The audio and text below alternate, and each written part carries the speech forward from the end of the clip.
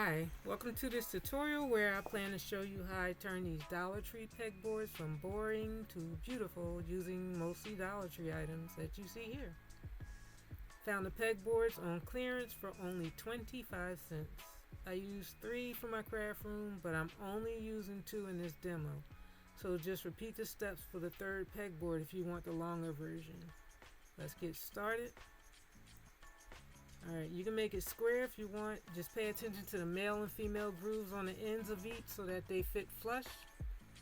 I'm using E6000 glue and I'm going to follow that up with a glue gun because I just don't want to have to wait for it to dry.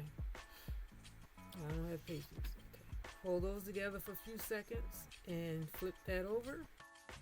You want to put some more E6000 on the back and follow that up with the glue gun again.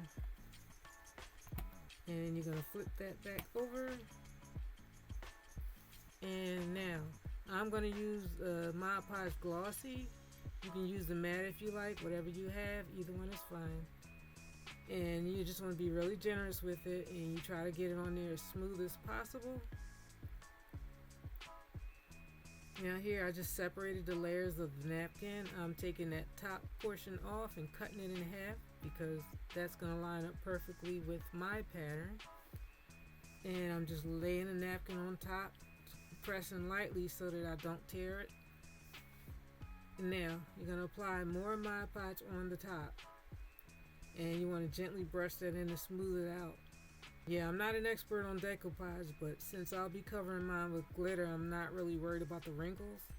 If you notice that the pink paper in my backdrop is now all puckered up, it's because I stored my Mod Podge in a cold garage and it got clumpy and it clogged up the nozzle, so it ended up spilling all over the place off camera. Then I spilled it again and you'll see that one in a second. We don't make mistakes. We have happy accidents. As Bob said, don't let the mistakes stop you. I'm just repeating the process here for that second one. And then I'm going to add the glitter. I should have just mixed the glitter in with the Mod Podge because if you do it that way, it won't be so clumpy like with the way that I tried to sprinkle it on. And it just looks kind of gloopy and just... So I tried to fix it by adding some more Mod Podge and brushing it all together. It was better, but you know, you won't be able to tell. It's 24 hours later. So then the next day here, and as I said, you can't see the wrinkles. So I'm just going to trim around the sides with my craft knife and then follow that up with a sanding block, which is 80 grit. And get those corners nice and smooth. And I'm using a drill, but I didn't like the way the drill did it, so I ended up using the scissors, and the scissors worked a lot better. Just take the scissors and twist them around in there, and it gets all of that out nice and quick. And you just pull it out from the back.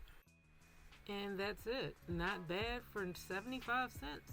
Enjoy your uniquely decorated pegboard. Thanks for watching.